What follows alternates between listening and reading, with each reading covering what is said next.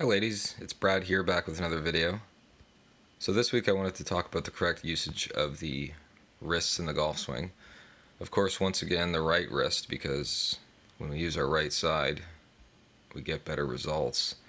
And you'll see that in body scans of tour players as they use their right side way more than their left side. Even if they feel like they're doing something, they're not. They're doing sometimes the opposite of what they feel like. So feel versus real is extremely important. So let's go through what we're talking about today, which is basically extension and flexion of the wrist.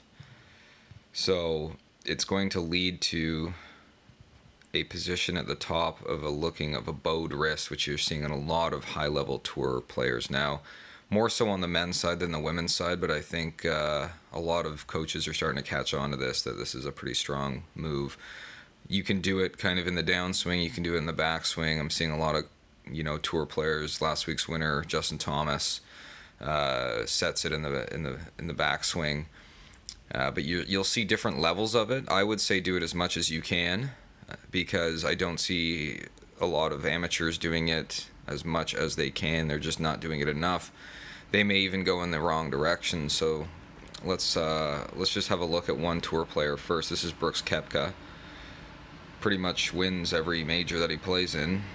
And basically what we're going to see when you do this move is it's a supporting move for the golf club.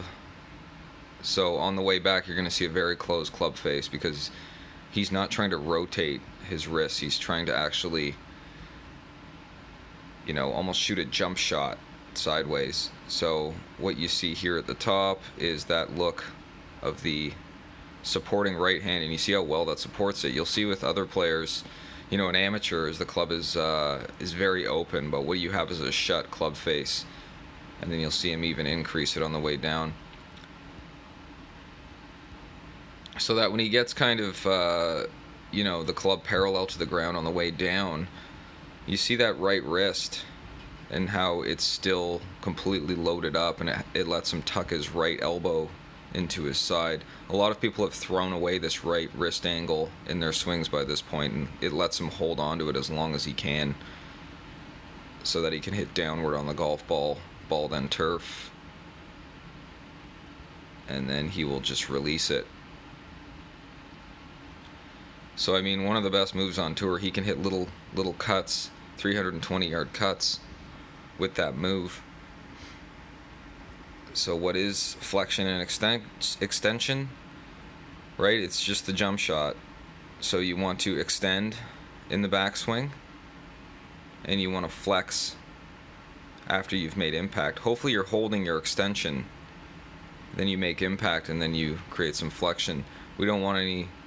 There's going to be some pronation and supination. We won't get into that. The feeling you want is extension and flexion.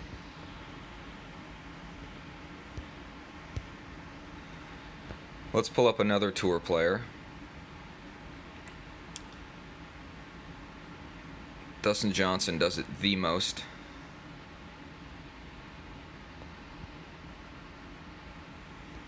Right, you're going to see all the same things here. So there he is, very close club face, but you see what he's doing there. So he's going to look even more bowed at the top. See how bowed he is there. I mean, unless you have a wrist injury or anything like this, I would recommend, trying this out, because what happens is if you can maintain this flexion on the way down, as he does here, he even increases it. The club will fall behind you. You can rotate your body correctly. You can hit from the inside. You can do all these wonderful things that we talk about. Right? He comes in there. You see how he's got the angle. It's almost the same exact look as Koepka. He gets his chest nice and open, holds the angle, and then he can just feel like he can release the golf club. But it's not like he's not overly rotating or anything like that. It keeps your face extremely stable. So there's less manipulation of the face, so your shots come off a lot straighter, even though he's also ripping at 320. So I mean, it's really, really incredible stuff if you can do it. So how do we do it?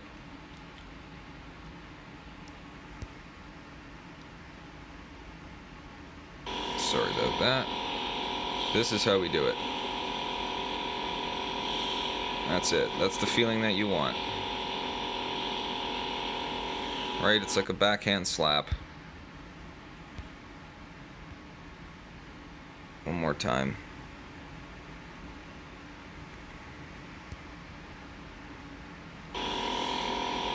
Right, so just have another look. That's what it'll look like in the golf swing when the club's actually in front of you. You really want to just slap it, but you want to hold that angle on the way down.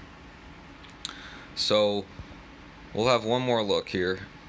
Oops.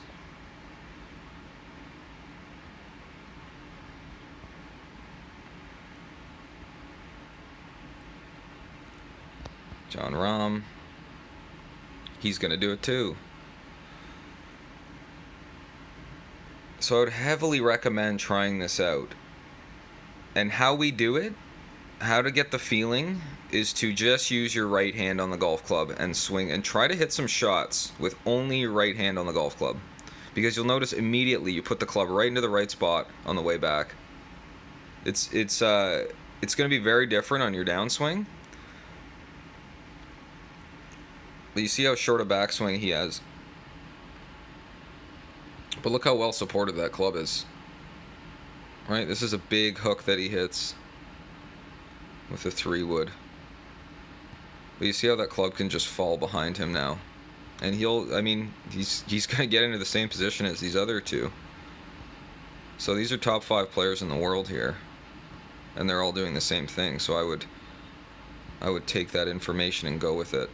Try to get the feel of returning that wrist. Right, you see, it's a lot of people will slap early, so they'll do the early slap, hit the ground, extend their right elbow, do all the stuff I talk about that leads to poorly struck golf shots. All right, and then he can just feel like he's shooting a jump shot. So that's about it. Enjoy the video, try this at the range, swing one-handed just with your right hand, and have a great day.